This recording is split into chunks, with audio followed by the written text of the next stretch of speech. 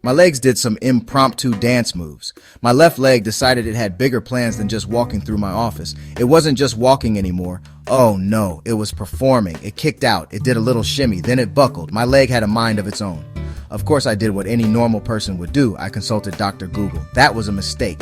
A huge mistake. Within 5 minutes of typing leg twitching uncontrollably, I had diagnosed myself with at least 12 fatal diseases, 3 of which were only found in rare Amazonian tree frogs. According to the internet, I was either severely dehydrated, possessed by a demon, or my brain was slowly turning to soup. I spent the next 48 hours convinced my time was up, planning my funeral, wondering who would inherit my extensive novelty socks. Dr. Google is not your friend. Dr. Google is that dramatic friend who thinks every stomachache is appendicitis. Finally, I went to a real doctor, an actual human with a degree and one of those stethoscope things. Whirlwind of appointments, neurologists, radiologists, phlebotomists. They poked me, they prodded me, they asked me to walk in a straight line, which was hard. My leg was still practicing its tango. The best part, the MRI. Lie inside a giant, noisy tube. It sounded like a construction site, and like a techno club had a baby. They told me to stay perfectly still. Hilarious, since I couldn't stay still. I swear I could hear the machine judging my every twitch. The day I got the diagnosis, multiple sclerosis, was surreal. The doctor explained it in serious medical terms. He used words like demyelination, an autoimmune response. I nodded while my brain fixated. Wait, so I'm not dying from that tree frog thing? The weirdest sense of relief. Yes, a serious lifelong condition, but not the immediate death sentence Dr. Google promised. The doctor was kind, professional, but medical school doesn't prep them for your weird questions. Questions like, can I still eat gluten? Does this mean I get a handicapped parking spot? The Target one is amazing.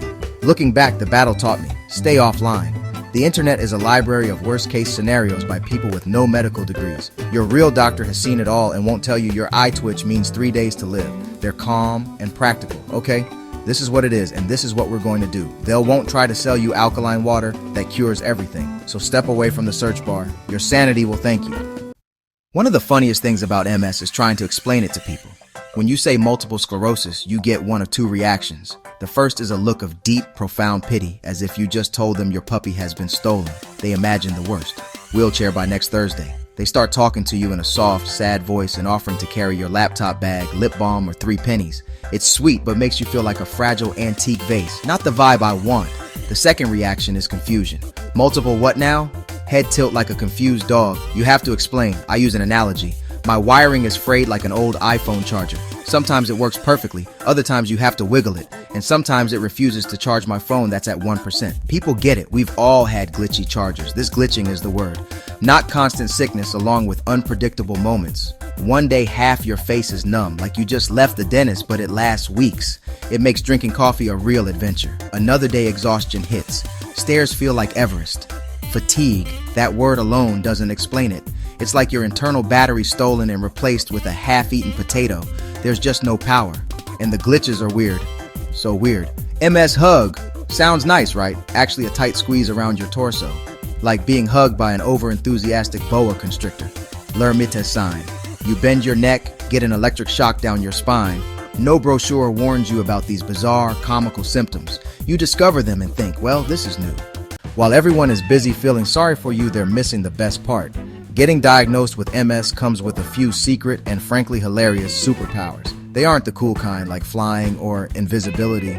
They're more like the weird, oddly specific powers you'd see in a low-budget superhero movie. My favorite one is the ability to predict the weather. I'm not kidding. When the heat and humidity rise, my symptoms go haywire. My legs get weak, my vision gets blurry, and my brain feels like it's running on dial-up. I'm more accurate than the local weatherman. I can just wake up, feel my legs turn to jelly, and announce, it's going to be a hot one today, folks. Another superpower is an excuse to get out of almost anything. Don't want to go to your cousin's boring baby shower? Oh, I'd love to, but my fatigue is really acting up today. Need to leave a painfully dull party? So sorry, my vertigo is kicking in. It's the ultimate get out of jail free card. Now, I'm not saying you should abuse this power, but let's be honest, it's there. And sometimes, when faced with the choice between a 3-hour presentation on quarterly earnings and a nap, the choice is clear. The MS card must be played, responsibly of course, for the good of your health and your sanity. You also develop an incredible bladder radar. One of the less glamorous symptoms of MS is bladder urgency. This means that when you have to go now.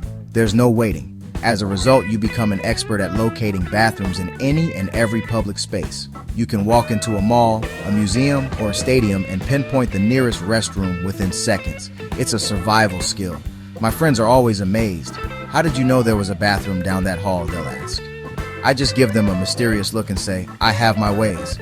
It's my one useful, albeit slightly desperate, superpower. But the greatest superpower of all is a highly tuned BS detector. When you're living with something like MS, you have to manage your energy carefully. You don't have time for things that drain you. You learn to say no. You learn to prioritize what and who really matters. You become allergic to drama, to fake people, and to pointless obligations. Your circle might get smaller, but it gets so much stronger. You surround yourself with people who lift you up, who make you laugh, and who get it. This isn't just a coping mechanism. It's a fundamental shift in how you see the world, and honestly, it's the most liberating superpower of them all. Alright, we've laughed, we've learned about my legs dancing career, we've talked about glitchy body parts. If you're enjoying this story, if it's making you nod your head or chuckle, then you're my kind of people. We're all in this weird, wonderful, and sometimes ridiculous journey together. Whether you have MS, or you know someone who does, or you can just relate, we're a community. And every community needs a way to stay connected. So, here's my version of a call to action. I want you to hit the like button on this philosophy. The philosophy that says it's okay to find the humor in the hard stuff. Give it a thumbs up. If you agree that laughing at a spastic leg is better than crying about it, then you've just liked this post. See? Easy. And while you're at it, go ahead and subscribe. Subscribe to the idea that sharing our stories makes us stronger. Subscribe to the belief that vulnerability is a strength, not a weakness. By subscribing, you're not just signing up for more stories from me, you're signing up to be part of a conversation. It's about building a network of support, one laugh at a time. Okay, commercial break over. Now back to our regularly scheduled programming. So here we are. My leg still has its moments. Dr. Google is still on my blocked list. I'm now the proud owner of a highly calibrated BS detector. Living with MS is not a walk in the park. Some days it's a stumble through a thorny forest in the dark. But it's also taught me that life isn't about avoiding the stumbles. It's about how you get back up. And if you can get back up with a good story to tell, you've won. The diagnosis wasn't the end of my story. It was a plot twist. A really, really weird plot twist that came with some unexpected punchlines. Looking forward, the future is a lot like my symptoms. Unpredictable. And that used to terrify me. Now, it feels a little bit like an adventure. I don't know what tomorrow will bring. Maybe I'll wake up with a new superpower, like the ability to communicate with squirrels. Or maybe my other leg will decide to take up ballet. Who knows? What I do know is that I'll face it with the same tools I have now. Humor, a great support system, a healthy appreciation for the absurd. The goal isn't to be cured. The goal is to live a full, joyful, and hilarious life, glitches and all. I'll keep sharing these stories, the good, the bad, the ridiculously funny. Because for every person who feels alone in their diagnosis, there needs to be a voice that says, I get it. It's weird, right? We need more laughter in the waiting rooms, more humor in the face of uncertainty. So, stick around. There are plenty more tales to tell about navigating this strange new world. We can talk about the joys of brain fog. I once put my keys in the refrigerator. Or the art of the perfect nap. The material is, unfortunately, endless. Ultimately, this is the biggest truth no one told me. A chronic illness doesn't have to be a tragedy. It can be a comedy, a dark comedy maybe, a dramedy for sure, but a story filled with laughter nonetheless. The punchline isn't that I have MS, the punchline is that MS has to deal with me, and I'm determined to make sure it has a really, really weird time. Here's to finding the funny, embracing the glitches, and dancing, even when your legs have a mind of their own. Stay tuned for the next one.